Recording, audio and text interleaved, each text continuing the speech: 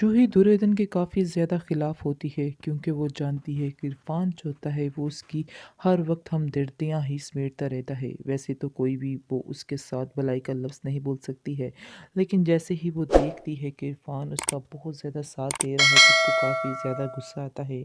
और गुस्से में उसको समझ नहीं आ रही कि वो आखिर क्या करे, तो उल्टा वो बोल ही देती है कि तुम जो कुछ कर रही हो बिल्कुल गलत कर रही हो, यानी कि तबरेज़ तो तुम्हारे साथ हुआ नहीं और अब तुम ये हरकतें करना शुरू हो गई हो, यानी इरफान भाई को हाथों में ले रही हो। इस पर दुर्योधन कहती है कि तुम्हें शर्म आनी चाहिए इस तरह की बातें करते हुए। इरफान को काफ़ी ज़्यादा गुस्सा आता है जूही पर और वो उसके मुंह के ऊपर थप्पड़ दे मारता है और कहता है कि तुम्हें बिल्कुल भी शर्म नहीं आई इस तरह की बात करते हुए।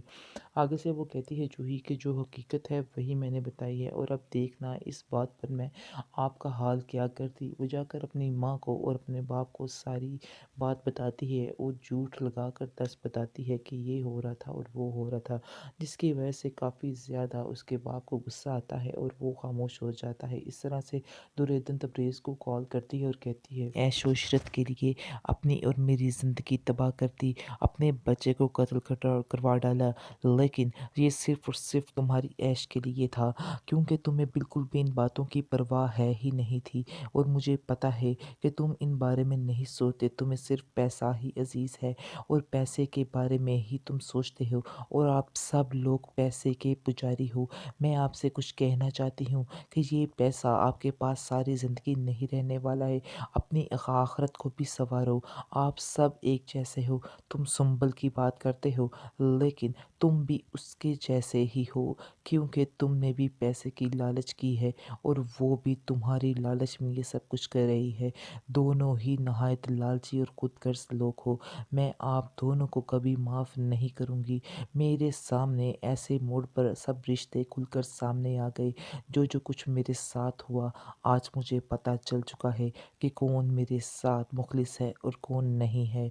मुझे बहुत दुःख रहेगा तुम्हारे ऊपर जो कुछ तुमने मेरे साथ किया है, क्योंकि मैं ऐसा कभी सोच ही नहीं सकती थी कि कोई बाप भी अपनी औलाद के साथ ये ज़ुल्म कर सकता है या करवा सकता है, क्योंकि वो सब जानते थे, यानी कि सुंबल जानती थी कि तुम कुछ भी नहीं कर पाओगे जब तुम्हें इस हकीकत का पता चलेगा, इसलिए उसने ये कदम उठाया है। अगर उसे ज़रा सा भी अंदाज़ा होता तो वो कभी भी ऐसा नहीं करती, इसलिए वो बड़ी ही दीदा दिलेरी के साथ ये सारा कुछ कर रही है और उसको बिल्कुल किसी बात का कोई भी खौफ नहीं है। इसलिए अब मुझे समझ आई है कि तुम भी उस चीज़ के हिस्सेदार हो, इसलिए मैं इस बात के लिए तुम्हें भी कभी माफ़ नहीं करने वाली हूँ। ये बात तुम भी अपने दिमाग से निकाल दो कि मैं तुम्हें कभी माफ़ करूँगी, क्योंकि मेरे अंदर अब इतनी हिम्मत, इतना हौसला नहीं रह गया है। दूसरी तरफ से काफ़ी अच्छे तरीके से टुकाई होती है जाके सफ़िया की, क्योंकि जैसे ही सफ़िया बेगम अपने घर पे जाती है, तबरेज़ का बाप बड़े ही गुस्से से उसको कहता है, क्या जो कुछ हुआ था तुम इसकी ज़िम्मेदार हो? सफ़िया कहती है कि नहीं, आपको गलतफ़हमी हुई है। आगे से वो कहता है कि तबरेज़ ने मुझे सारा कुछ बता दिया है जो कुछ हुआ है, तो आगे से सुंबल के साथ मिलकर जो कुछ तुमने किया है सारी हकीकत मेरे ऊपर खुल गई है।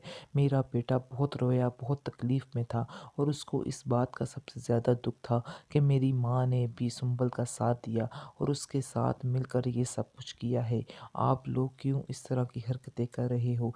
मेरा दिल तो आज कर रहा है कि मैं तुम्हें आज और अभी और इसी वक्त छोड़ दूँ, और तुम्हारी सज़ा है कि तुम्हें भुगतनी पड़ेगी कि मैं दिल से अब कभी तुम्हारे साथ नहीं हो सकता हूँ, क्योंकि तुमने जो हसर केशर किया है, बल्कि तुम सोचो कि तुम एक कातिला हो, तुमने एक कत्ल किया है और इस चीज़ को अपने दिमाग में बिठा लो। और ऊपर से तुम्हारी बेटी जूही, उसको तुमने बिल्कुल भी ज़हन नहीं रखा कि जो कुछ तुम आज किसी की बेटी के साथ कर रही हो वो कल को तुम्हारी बेटी के साथ भी हो सकता है। ये बात तो तुम्हारे दिमाग में बैठ ही नहीं रही, लेकिन बहुत जल्द तुम इसका नतीजा देख लोगी।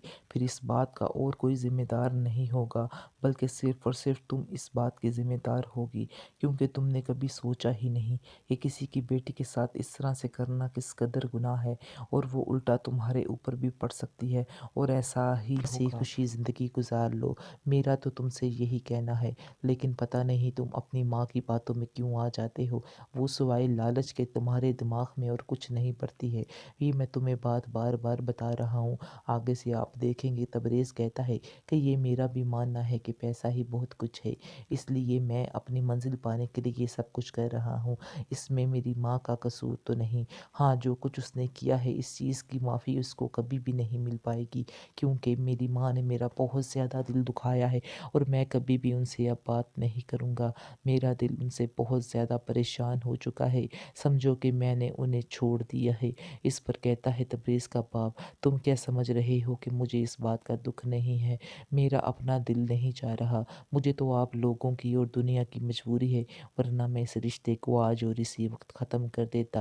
اس کے بعد اب دیکھیں گے کہ تبریز کو وہ کہہ کے جاتا ہے کہ تم جو فیصلہ کرنا بہت ہی سوچ سمجھ کے فیصلہ کرنا، کیونکہ میں نہیں چاہتا ہوں کہ تم سنبل کے ساتھ رہو، کیونکہ میں کہہ رہا ہوں کہ اگر سنبل اس بات میں شامل ہوئی تو میں سنبل کا اور اس کے باپ کا وہ حال کروں گا کہ تم سوچ بھی نہیں سکتے ہو۔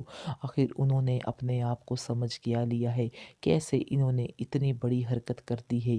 دوسری طرف آپ دیکھیں گے وہ جیسے ہی کر جاتا ہے تبریز کا باپ، تو وہاں جا کر اس کی ماں کو کہتا ہے کہ میرا دل کر رہا ہے کہ ابھی اور اسی وقت تمہارا قصہ ختم کر دوں، لیکن میں مجبور ہوں اپنی اولاد کی خاطر، کیونکہ میری بیٹی کی شادی ہو چکی ہے اور مجھے ایسا لگتا ہے کہ تمہارے لالچ کے گڑھے نے اس کا گھر بھی برباد کر دینا ہے۔ پہلے تم اپنے بیٹے کا گھر تو برباد کر چکی ہو، تم کیا سمجھ رہی ہو کہ تم نے دور عدن کو مات دی ہے، لیکن حقیقت میں ایسا نہیں ہے۔ تم نے دور عدن کو مات نہیں دی ہے، بلکہ تم نے اپنے بیٹے کو مات دی ہے اور اس کے گھر کو اجاڑ کر رکھ دیا ہے۔ تمہاری روح نہیں کانپی اس طرح کی حرکت کرتے ہوئے، تمہیں شرم آنی چاہیے تھی، اور مجھے افسوس اس بات کا ہے کہ جوہی بھی اس بات میں شامل تھی، اور آپ دونوں نے پیسے کی لالچ میں آ کر کیا کچھ کر ڈالا ہے، یعنی کہ سنبل سے صرف ایک پیسے کی لالچ کے پیچھے آپ لوگوں نے اپنا ایمان، اپنی آخرت، ہر چیز خراب کر لی ہے۔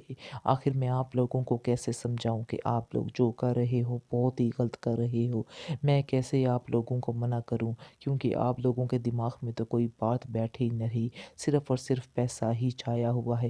اور تمہیں میں ایک بات بتا دے رہا ہوں کہ تم اپنی بیٹی کی زندگی بھی تباہ کر رہی ہو، بلکہ تم نے اپنی بیٹی کی زندگی بھی تباہ کر دی ہے، اور ان کا لالچ جن کے بارے میں جن کے لیے پیسہ اکٹھا کر رہی ہے، ان کا لالچ کبھی بھی نہیں بھرے گا۔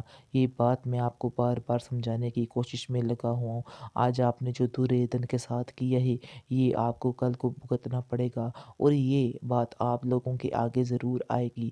یہ بات میں تمہیں لکھ کے دیتا ہوں، چاہے جو مرضی کر لو۔ آگے سے آپ دیکھیں گے کہ بڑی معافیاں تلافیاں مانگے گی تبریز کی ماں، اور کہے گی کہ مجھے معاف کر دو، مجھے تو بس سنبل نے کہا تھا تو میں نے ایسے کر دیا۔ آگے سے وہ کہے گا کہ سنبل نے نہیں کہا، بلکہ تمہارے اندر کے لالچ نے تمہیں اکسایا تھا، جس کی وجہ سے تمہیں یہ سب کچھ کرنا پڑا ہے۔